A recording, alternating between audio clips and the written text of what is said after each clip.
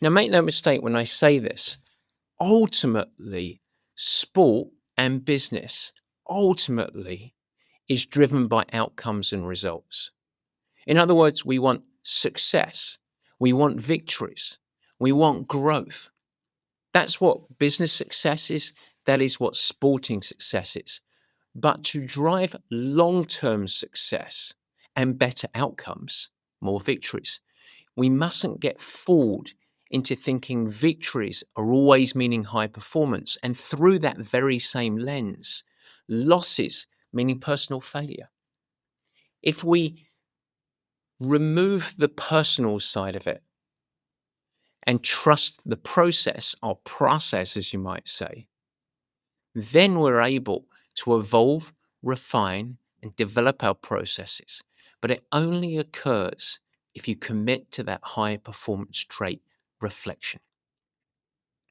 And so let's finish the show just digging back into those character traits. How does reflection elevate all of our traits? Well, it is the gear that drives growth. We talk a lot, as we talked about before early in the show, about adaptability, resilience, being coachable, and these are critical. But I believe reflection is the component that makes it actionable. Let me break it down. Adaptability. Without reflection, looking back first, how do you know what to adapt to? Where do you know where to change? How do you course correct when things go wrong? Resilience. By enabling yourself to reflect on your victories when things go really well, equal to your losses, it helps you build mental toughness. It allows you to process experiences and turn setbacks into opportunities, just like we worked out with John.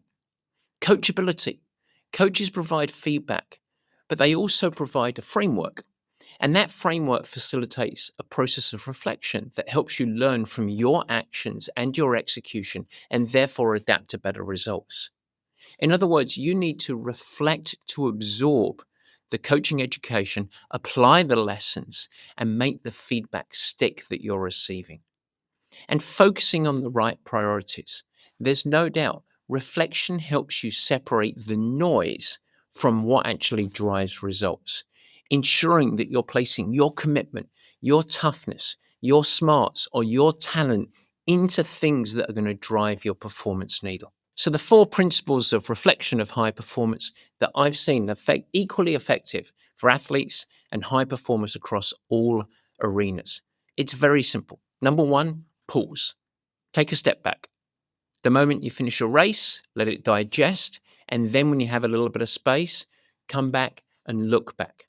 If you complete a project, like we just did at Purple Patch, we finished a big workshop. We give ourselves a few days, then we look back before we rush ahead. Give yourself space to evaluate what just happened effectively. And then in that reflection, part two is to review. Strip away the emotion tied to the outcome, whether you win, whether you lose, and instead ask yourself critical questions, just like Jesse Thomas did. What did I do well? What did we do well? Where did we fall short? Without this, you're really missing the story to your performance. And then you go through to the course correction. Once you've identified what worked well and what didn't work well, then you have to adjust. What are some things that we need to change? How can we improve? What actions should you take based on this clarity? And you start to have a course correction on the track that you're currently on. Of course, it might be we're doing great and double down, just like our poker player, but typically there's some form of improvements or refinements that are necessary. And then with all of that information, you filter it through and you prioritize. Where am I going to emphasize or apply my focus and actions moving forward? Reflection isn't just about the past, it's about sharpening your focus for the future. Where will you prioritize in your training or your business strategy next time? Where are you going to give your energy, which ultimately is finite? Where is it going to go based on what you've learned?